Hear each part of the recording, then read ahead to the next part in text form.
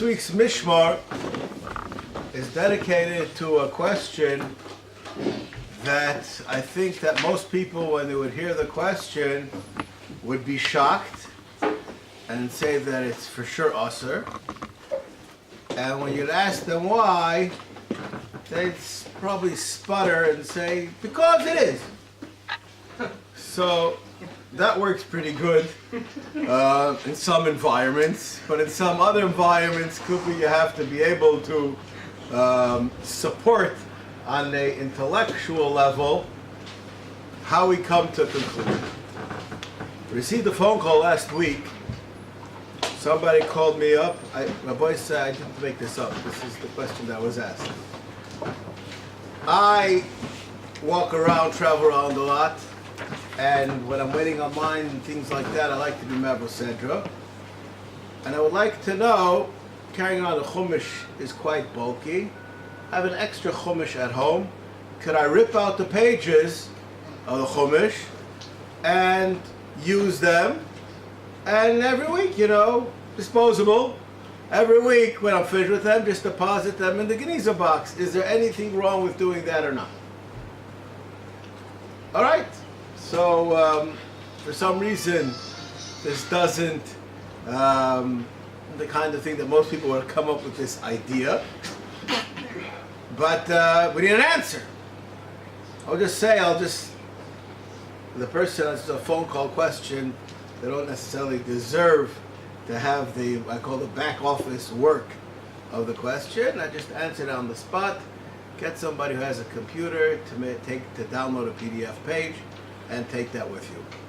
And that was the end of the question and the answer, but I didn't answer the question. Obviously, all I said was, don't do it. I didn't say mutter or usher, I just said, just don't do it. So the question is, what is the question? Why are we so offended by the question? What's so terrible about doing that? My grandmother, Ahavas Shalom, she would hear me ask that question, I'd probably be in a lot of trouble. But the answer to the question is that we have a understanding that Svarim are Svarim, and ripping something out of a Sefer is a Hirada B'Kedusha possibly, or a Bizayin to a Davar which is Kodesh by abusing it in that fashion. That's, I think, the knee-jerk answer to the question, but is that right? Is that right? That principle possibly is true, but where does it apply, where doesn't it apply? That's one question.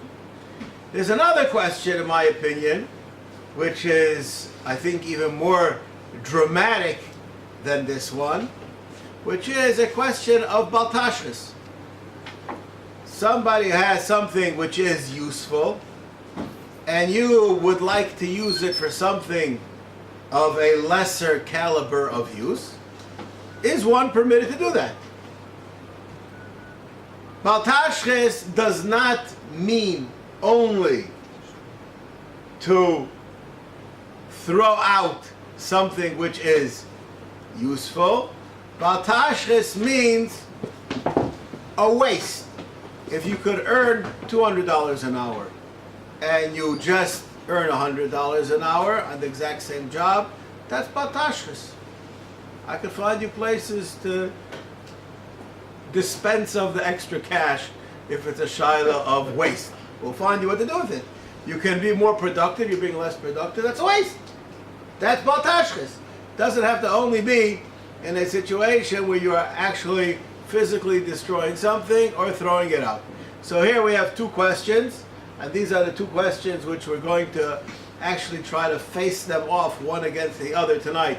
The idea of bizoyon in things which demand respect, and baltashris, things which are not allowed to be abused in a lesser form than that which they start off with. I'm just going to give some highlights of what we're talking about. It's, in my opinion, particularly interesting that the discussion of baltashris is discussed in the units of finance, pruta, shava pruta, less than a pruta, a money issue. And the idea of bizoy oichlin is discussed in Kizayis and Revius. Now obviously there are many things, a shot glass of schnapps, even though it may not be a Revius, costs more than a pruta if I'm not mistaken. Right? So obviously there is some reason behind that they do not follow the same system of defining what they're doing, and what we're going to explore tonight is the back office of what behind these two totally different concepts, why they have different systems of value, and what does it mean in the real world. Halacha l'maisa. I will just mention on the Tuesday night Chabura, there's somebody gave a Chabura about halls taking their stuff and throwing it out.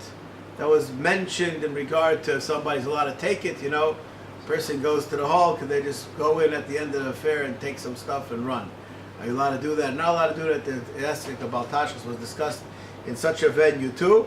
When is there these two ideas? And then we're going to have to see what is the din of bizui svarim and the like. What is their understanding and how do we relate to them? That's the subject we're going to discuss with Rishon tonight.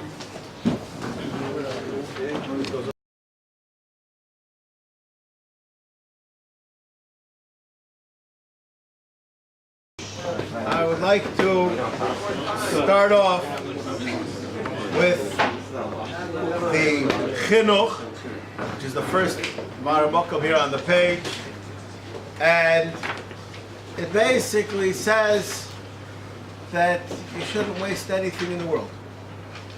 Anybody who thinks that there's something to be wasted, there's something that's useless, it's like Chalila Kadosh Baruch Hu made a mistake. Just imagine a person is born and then he dies. So why die? So we didn't need you. Obviously, anything that was created for a purpose. It has a reason. And if one squanders it, the purpose is not being fulfilled of that item. So this is a very important idea. A person has to understand that destroying something, not letting it come to fruition, is a serious offense. And I'll just bring it to the utmost that I could think of from a halachic realm. There's a discussion if there's an isser of baltashchis to break off a flower of a tree that bears fruit. Because being that if you let that flower blossom, it'll turn into a fruit, allegedly. So you nipping it in the infant stage, which is the blossom, is an aspect of altashchis. I will say that halacha l'maisa, somebody who has a tree that's orla, I many times have suggested that's what one does, because to leave it around sometimes is a michshol. But there's even a discussion of that's what it means, that you are not letting something blossom as it should, be used as it should, and that's a baltashchis issue. See, the first Gemara, which I'm sure was a shock to everybody, that there's no heter to go to the smorgasbord if you could live on day-old bread. That's basically what it says in English. Yes, that's more or less what it says. For some reason, I don't know, the caterers are not familiar with this Gemara, and it happens to be that this Gemara isn't brought down in Shulchan Aruch either. The concept is a concept which is embraced by many of the poskim and many of the rabbanim in various ways. By the smorgasbord, it's already there. It's already purchased. So if you don't eat it, it's just going to be thrown out. Oh, I would like to take issue with what you're saying, because when I was a young boy and kids didn't finish their food, so the mothers would shove it in their face and say, people in Cambodia are starving. Right? That was like some kind of a, so you had to give it to UNICEF and send it off, right? So therefore what? For some reason you didn't understand that. No, I thought if you can get by with buying the cheaper food. No, he's talking about you're there. It's somebody who needs it, let them eat it. I can get by with less than I should be getting by with less.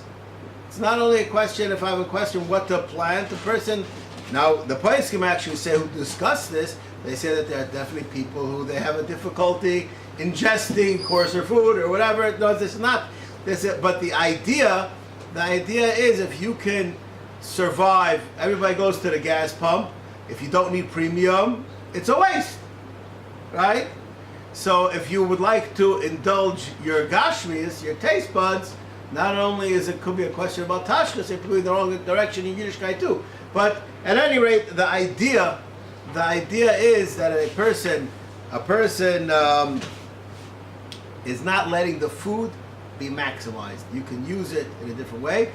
Definitely for the food to be eaten by a human being, and that's what it's made for, that's what it's made for. So how could you say that there's an aspect of baltashris?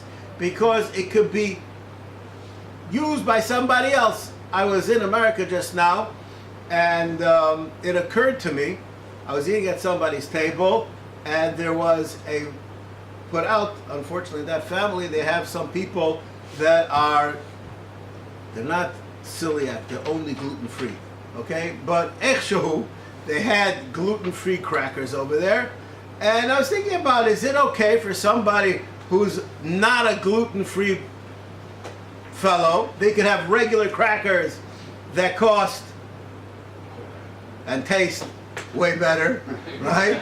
Because he is Lazy, is it mutter for him to eat it? Right? No, I'm not joking. I'm serious. No, there's a baltashas over here. Why are you eating it? Because you're lazy. That's the reason why. You're not eating it because you like it better. Right? At least that's what I understood. It's not a better food, right? So there's a baltashas aspect. That's talking about that the food is not being used for what it's supposed to be used for. The next case, and I would like to skip to a case which is mentioned later on in another Gemara Shabbos. The people of Rome that they used to eat and then would throw up and then eat again is discussed in the Gemara.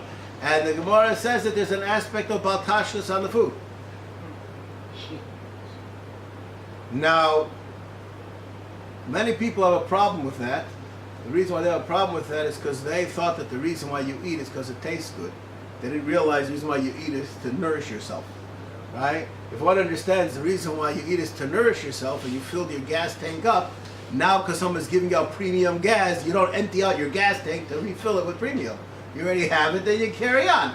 So there's an aspect of a baltashchis, the Gemara says, if a person would use afetoizin in order to dispense the stuff that's in his stomach, so he should be able to eat again, that's an aspect of baltashchis.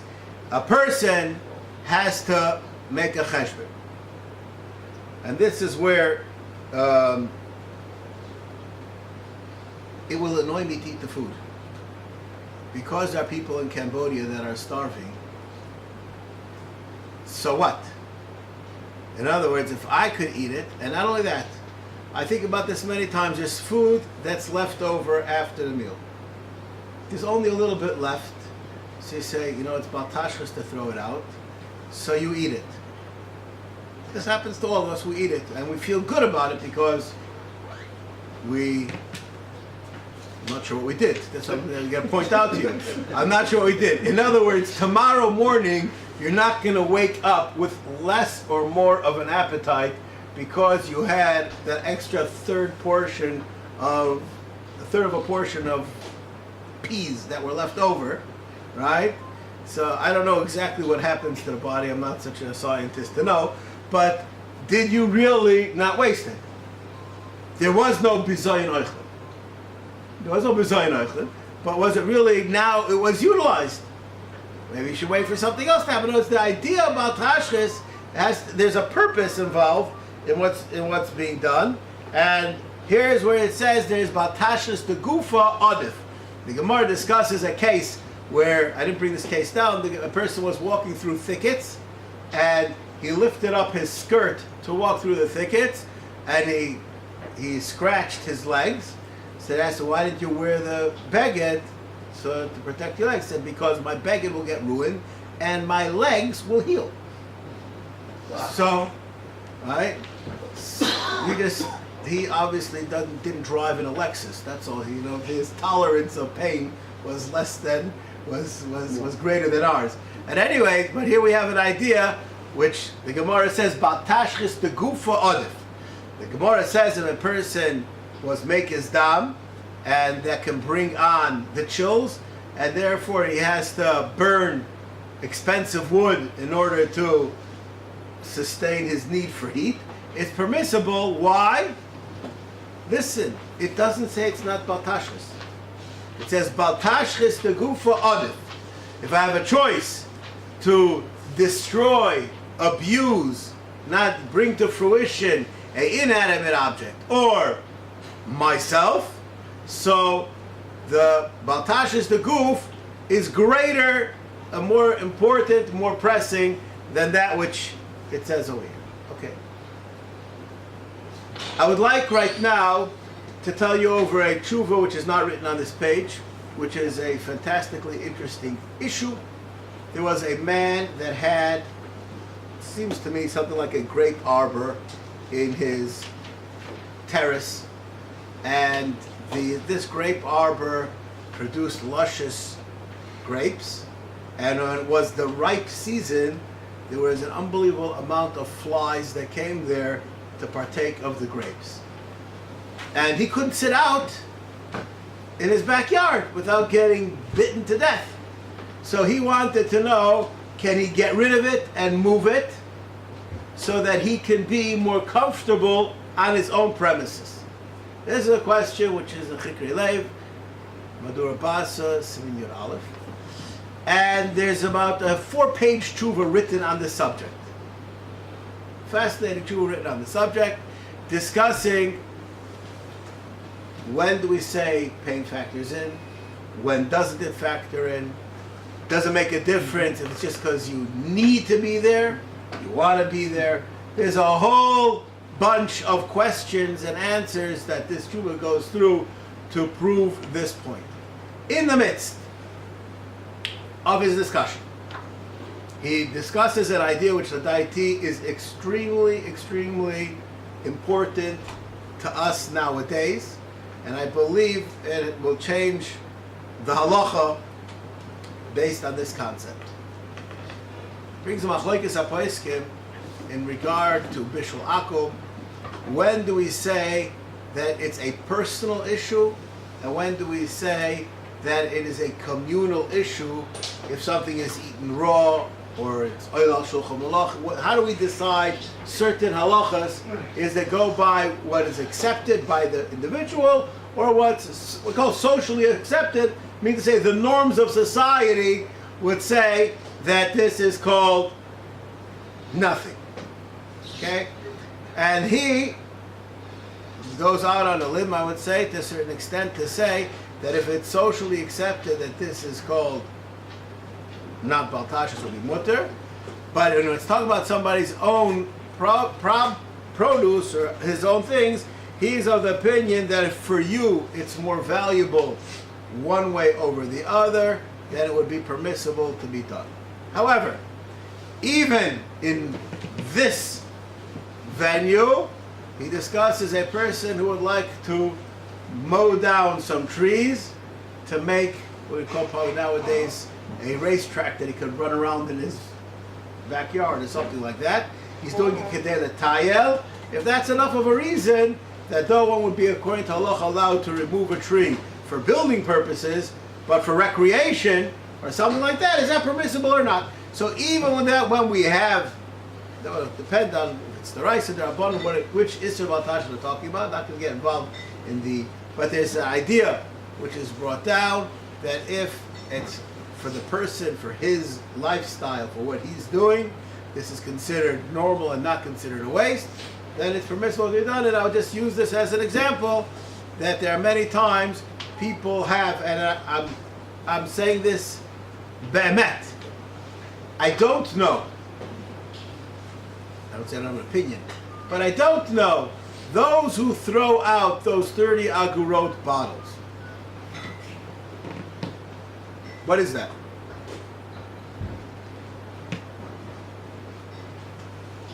I don't think I have to explain what is that, right? We'll just leave it as it is, right? But we can understand that if somebody would say that there's an isser to throw them out, anybody who bought those bottles is returning to the store. So why aren't you taking them back? As they would say in Ivrit, that's why. Okay? So I'm not really sure that I could say that in English, but just don't care to. Is that a reason? Is that a reason? We'll just leave that hanging. Maybe at the end of this year we'll come back to discuss it again.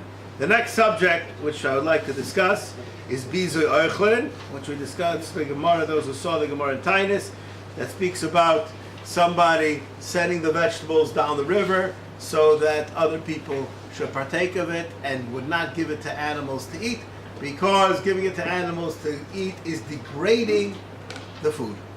Something which is usable by a human, if it's used by a lower class thing, it would be baltashus. Now, I just want to discuss a aspect of Biza Oichlin over here, which I'm sure that many of you have run into this problem in your own home. And L'daiti, this is an issue. A lady is cooking, and the recipe calls for a certain kind of wine. So usually the ladies aren't the big mevinim on the wine. Neither are the men, but they think they are. At any rate, so the lady opens up the place where the wine is, and she pulls out the first bottle of wine. It says dry wine, red wine, dry white wine, whatever, sweet wine, whatever it is. She pulls out that bottle, and she starts pouring it. Her husband comes into the kitchen. He said, "What are you doing? That's baltashis." She says, "Why is it baltashis?" It says on a mufurish over here, this is dry red wine, and that's what it calls it. Yeah, but that's a $50 bottle of dry red wine. You can buy a 50 shekel bottle of dry red wine. Is that baltashis? I think every male understands that that's baltashis, right? Why? Why doesn't his wife understand it? She doesn't drink, obviously, right? But Avada knows this is an idea that it works just as well. If Michael Adam to Michael Behema is forbidden, could very well be to cook with wine that's a high-class wine, but also a waste. You know, if you could do it with less and it's just as good, so why are you doing it with more? It's an insult to that wine. If you would have the manufacturer of that wine here, he would never let you do this in a commercial because it's insulting his wine. Yes. Are you talking about the food for the dog? Are you talking about the food that is a whole piece, a whole meal, like a whole steak? You put it away, and this is for my dog. Or are you talking about when you've had half the steak and you can't eat no more? Can you give that to the dog? Okay, so I'll answer that question, but I'm answering that question halacha l'maisa. And I'm right now skip to answer your question. I can't. Maybe we'll get back to the middle to fill in the middle.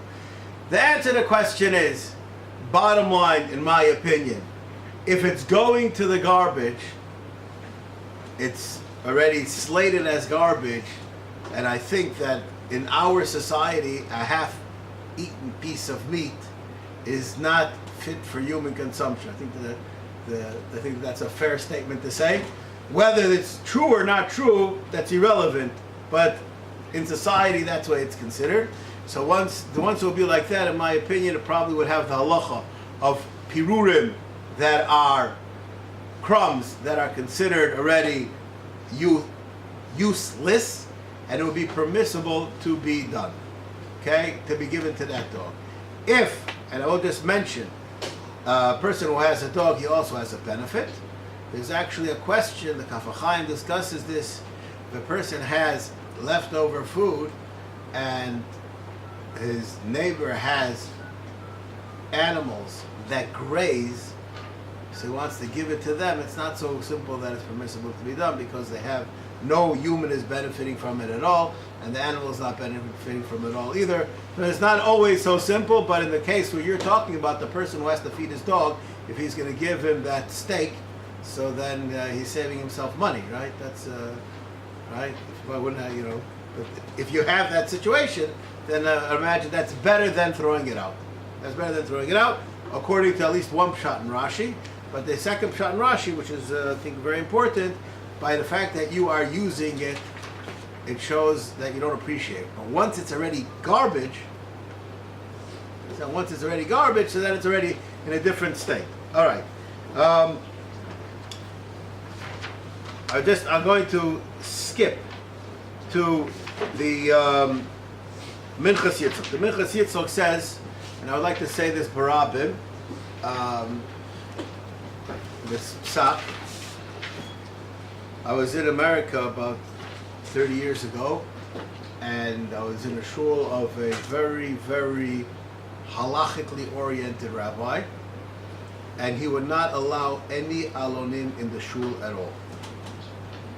And he said the reason why is because the amount of shemus that it generates and cannot be looked after is an avera, and he's not willing to have it in his shul. I'd just like to take a time out on this. I was in America and I spoke to a very close friend of mine, and he asked what the shir was about. I told him what the shir was about. He said, let me tell you something. I was Bar Bel Yashiv 25 years ago, and the discussion, I was running the Mir Yeshiva's Eitzer HaSfarim, and we were discussing what to do with the Gemaras that are left over that have the first 3 blots are already, I guess in English it's said dog-eared, but in other words, they're not usable, you can't resell them, and can you throw them into Geniza? And we actually said, Geniza is not a religious garbage can. People think that you have garbage, I'm using the term because that's what he explained what I said. People think that you have divrei Torah that you want to trash, so you can't put it in the regular trash can, so you put it in the kosher trash can, and that's Geniza. That's not what Geniza is, and you're not allowed to create or anything. It's something that became disuseful that you do, but just to throw something in Geniza, you're not allowed. And he had to go back 2 or 3 times to get an exact halachic gedarim. What could they do? Because they're getting overcrowded with the amount of shefa of used gemaras, etc. I can't say the whole conversation. It was fascinating. Yashu's opinion was extremely machmir on the whole approach to what Geniza is. All right? But at any rate, there was a balabas in that shul that he said, I heard B'Shem Rav Pam, that all of the alonim can be wrapped up and thrown into the garbage. So the rabbi said, Chas v'sholom. He never said such a thing. He said, listen, my brother is a Rebbe in Torah V'das, and as he told me, the Pam just said. So the Rav said, I don't believe it. The next day I came to shul, and this fellow brought in a handwritten fax. That's a stira, I understand. But a copy of the handwritten paper, which was in a fax, from Rav Pam, explaining his position that it can be thrown into the garbage. Now, it happens to be that I asked Rav Pam's grandson, what does Rav Pam do with newspapers and things that have questionable things? He says, I said, does he throw them in the garbage? So he started to squirm a little bit. So I twisted his arm to get to the bottom of it. And he said he double wraps it and puts it into the garbage. And this is based on his psak, which he has a written psak from Rav Pam. And I can't explain all of it right now, but this is the basis of the idea that the Minchas Yitzchak over here is quoting, that something which was written to be destroyed and not to stay around does not have the same kedusha as something that was written to stay around. And this idea It's even a machlokes the Chazon Ish and the Igros Moshe. The Igros Moshe writes that if someone makes diagrams or small, we'll call them little notes, in preparing some sugya and they are not usable afterwards, they do not have a din of Geniza. And the Chazon Ish is on the contrary, anything that was used to learn from has a din of Geniza. But the idea of something that was written to be a sefer or to have longevity, that makes it into something which has a certain level of kedusha. Whether, I'm not going to get, so time's running out, whether there's a end to, once something is in a sefer, it has a covet of the sefer, it's not, there's more halachos to it than it's an individual sheet. And when a person is going to take it out, so that, according to some, actually diminishes it in a certain sense from its kedusha, and it's definitely a bezoyan to the sefer. Not only is it a bezoyan to the sefer, you took something which had multiple uses and you made it into chad pami. So in other words, there's a hiroda in the fact that now it cannot be used again. So therefore, based on these two concepts, not a chance to go to the rest of the Marmakaimis, these two concepts, so if somebody would like to rip out their chumash for parsha Shavua every week, the pages, stuff them in their pockets, and they're finished, dump them into the Geniza, the idea it's also because of Bizik Yisri HaKodesh, and it's also because of Baltashis, because it's not coming to fruition.